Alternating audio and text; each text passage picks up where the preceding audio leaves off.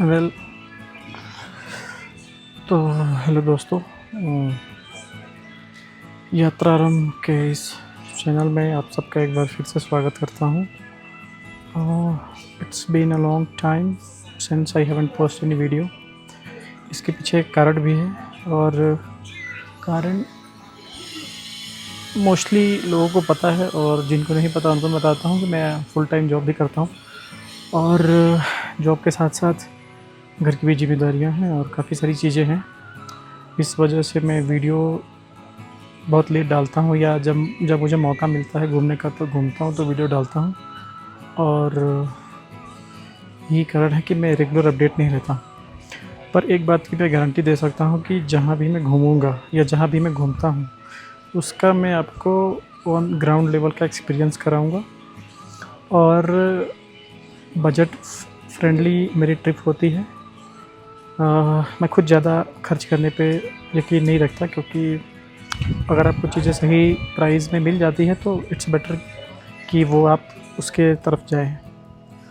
Coming to the trip, ये trip Delhi से कालपा की है और फ़िलहाल मैं कालपा में हूँ। ये एक हॉस्टल है जो हॉस्टल में रुका हुआ हूँ और मेरे पीछे ये आप किन्नौर कैलाश का व्यू देख सकते हैं। आप वो जो टॉप पे फ़ोन में मैं वीडियो जूम करके दिखा दूंगा एक बार। जो टॉप पे है वो आप जो है ना, वो जो ऊपर देख रहे हो वो जो धुंध थोड़ी सी जो टॉप पे दिख रही है वो है किन्नौर कैलाश। उसके लिए यहाँ से नीचे से ट्रैक रिकांगपिओ से ट्रैक जाती है ऊपर और ट्रैक जाती है तो लगभग 2 दिन लगता है उसके ट्रिप को कंप्लीट करने में। उस 2 दिन में आप चढ़ाई करके ऊपर जाओगे। तो ये तो रही इस यहाँ की बात। अब बात करते हैं कि यहाँ तक मैं आया कैसे। मेरी उंगली में चोट लगी है। जनरली मैं बाइक से ट्रैवल करता हूँ, पर इस बार ये क्योंकि क्लच या ब्रेक दबाने में मुझे प्रॉब्लम होगी, ज़्यादा कट गया है तो उस वजह से मैं बाइक से नहीं आ पाया। दिल्ली से रिकांगपिओ के लिए एक ही बस चलती है जो कि HRTC द्वारा है। रात को 8:10 पे कश्मीरी गेट से प्लेटफॉर्म नंबर 16 या 17 से निकलती है। ठीक है, तो एक ही चलती है बस डायरेक्ट यहाँ तक, रिकांगपिओ तक। अदरवाइज़ आपको फिर शिमला जाओ, फिर शिमला से सुबह सुबह आप बस पकड़ोगे और फिर उससे आप रिकांगपिओ पहुँचोगे। तो इसमें आपका जो कॉस्ट है, अगर डायरेक्ट आते हो मैं तो कहूँगा कि डायरेक्ट आओ, क्योंकि वो बेटर है। आप एक बार बैठ जाओगे आराम से आप यहाँ पहुँच जाओगे। उसके आपको फेयर पड़ेगा और आप 1200 रुपये का किराया है। ठीक है, 1200 रुपये किराया मैंने दिया। HRTC ऑनलाइन से मैंने बुक कर ली थी, सीट भी मैंने बालकनी वाली बुक कर ली थी। उसके बाद मैं शिमला सुबह 6 बजे पहुँच गया था, 5 या 6 बजे पहुँच गया था। फिर वहाँ पे कुछ देर रुकी, फिर बीच बीच में रामपुर फिर और गांव आते गए। वहाँ थोड़ा थोड़ा रुकते हुए रिकांगपिओ शाम को 3:30 या 4 बजे पहुँचा दिया था मुझे। उसके बाद रिकांगपिओ से कालपा के लिए लोकल बसेस चलती हैं और हाँ, तो जब मैं शाम को 3:30-4 बजे तक पहुँच गया था रिकांगपिओ, फिर मैंने वहाँ से बस पकड़ी।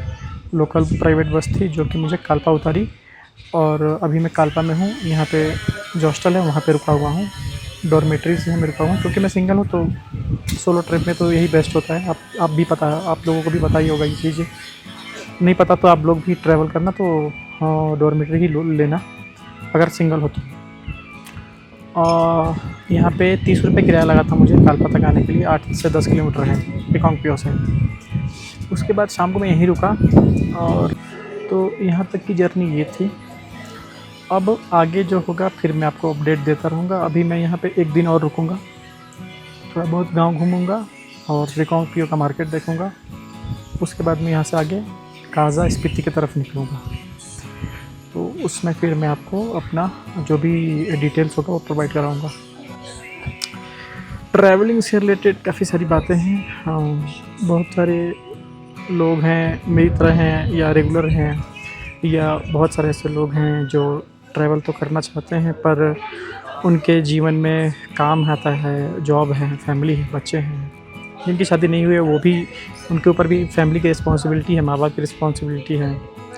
जो ग्रामीण क्षेत्र से बच्चे आते हैं, शहर में रहते हैं, शहर में जॉब करते हैं, तो कई लोग, बहुत सारे ऐसे लोग हैं जो बस जॉब करते ही रहते हैं, कुछ पैसे घर भेजते हैं, कुछ अपने लिए रखते हैं, किराया देते हैं, इन सब में उनका पूरा खर्चा निकल जाता है। तो मैं उन लोगों से एक बात कहना ये चाहूँगा कि आप लोग निकलिए, क्योंकि मैं भी कहीं न कहीं उसी बैकग्राउंड से आता हूँ। और जब एक बार आप निकल जाएँगे, कोशिश करिए छोटे-छोटे ट्रिप से, जैसे दिल्ली से आप 200-300 किलोमीटर के रेंज पकड़ लीजिए, कोई भी हरिद्वार हो गया, ऋषिकेश हो गया, इधर हिमाचल में शिमला हो गया, सोलंग हो गया, और यूपी में आपका मथुरा हो गया, वृंदावन हो गया, है ना? तो ऐसी जगह हैं, आप स्टार्टिंग कर सकते हैं, वीकेंड में कर सकते हैं, पर आप करिए, सोचिए मत। मैंने भी बहुत समय निकाल दिया सोचते-सोचते, और सोचने से कुछ नहीं होता, करना पड़ता है, ये फैक्ट है। और बाकी ज्ञान की बातें तो बहुत होती रहती हैं। और व्यू एंजॉय करिए। आज क्लियर मौसम है, सनी डे है, और यहाँ का जो टेम्परेचर है वो अराउंड है आपका अभी तो 10 डिग्री के आसपास है, ठीक है। 10 डिग्री टेम्परेचर है और धूप हो रही है, 11, 12, 13, 15 तक जाएगा, फिर वहाँ से डिक्लाइन करने लग जाएगा शाम तक, और रात में -1, 1, 2 इतना ही रहता है। अभी जो करंट सिनेरियो है मैं वो बता रहा हूँ आपको, अक्टूबर एंड की। तो फ़िलहाल तक तो इतना ही, और यात्रा ज़रूर करिए मेरे साथ और आप अपने साथ, ठीक है। यात्रा करना बहुत ज़रूरी है। काम करते रहिए, कमाते रहिए, फैमिली देखते रहिए, पर यात्रा भी ज़रूरी है। और कोशिश करिए यात्रा के समय वीडियोस बनाने। हाँ, वीडियो मैं क्यों बनाता हूँ, मैं घूमता हूँ इसलिए बनाता हूँ, और मैं चाहता हूँ कि आज से 10-20 साल या जब भी जो बुढ़ापा का एज होगा तो मैं उस समय अपनी चीज़ें को याद रखूँ। सोशल मीडिया का एक अच्छा पॉइंट ये है कि आपकी चीज़ें सेव रहेंगी, डेटा स्टोरेज रहेगा ऑनलाइन, तो आप कभी भी कल को भविष्य में यूट्यूब खोल के आप कभी भी आप देख सकते हैं कि अरे मैं इन दिनों में यहाँ घूमा करता था, क्या अच्छे दिन थे वो सब। और अब तो लोग सोशल मीडिया से पैसे भी कमा रहे हैं, तो हाँ ये भी बेनिफिट है आपको। मोस्टली करते हैं पैसे कमाने के लिए ही, और मुझे भी अच्छा लगता है, पैसे किसको नहीं अच्छे लगते हैं। तो ये सब पॉइंट्स हैं, और ठीक है, पर मोस्ट इम्पोर्टेंट कि आपको घूमना एंजॉय करना चाहिए। ये सब बात की चीज़ है। पहले जो पहला स्टेप ये है कि हमें घूमना है, और हमें जितना हो सके अपने जीवन में घूमना है, जितना ज़्यादा हम घूम सकते हैं, क्योंकि कोट्स तो कभी बहुत सारी हैं कि घूमने से शिक्षा मिलती है, वो सच बात है। किताबों से ज़्यादा घूमने से शिक्षा मिलती है, क्योंकि किताबें तो एक्सपीरियंसेस हैं, वो हिस्ट्री हैं, पर जो रियल लाइफ और रियलिटी, ग्राउंड रियलिटी जो आप देख पाओगे वो आप खुद से घूम के ही देख पाओगे। तो स्टार्ट करिए अपनी जर्नी, मेरी तरह आप भी धीरे धीरे करके कर सकते हैं। और मैं अपनी तरफ से कोशिश करूँगा कि अब रेगुलर वीडियो डालूँ। रेगुलर मतलब कि मेरे अकॉर्डिंग रेगुलर का मतलब हुआ कि महीने में 1-2 वीडियो, और फ्रीक्वेंट और ज़्यादा, जैसे जैसे लोगों को पसंद आता जाएगा उस हिसाब से और फ्रीक्वेंट डालूँगा। प्रॉब्लम ये है कि अब छुट्टियाँ भी तो उतनी नहीं मिलती ना, हम ऑफिस भी है, हमारा काम भी देखना है, तो इन सब के चक्कर में कहीं न कहीं आदमी थोड़ा बहुत पिस जाता है, बैलेंस बनाना मुश्किल हो जाता है। लगातार घूम भी नहीं सकते, लगातार काम भी नहीं कर सकते, तो दोनों का बैलेंस बना के चलना है लाइफ को देखते हुए। फैमिली बैलेंस भी देखना है, घर परिवार भी देखना है, और यात्रा करते रहना है।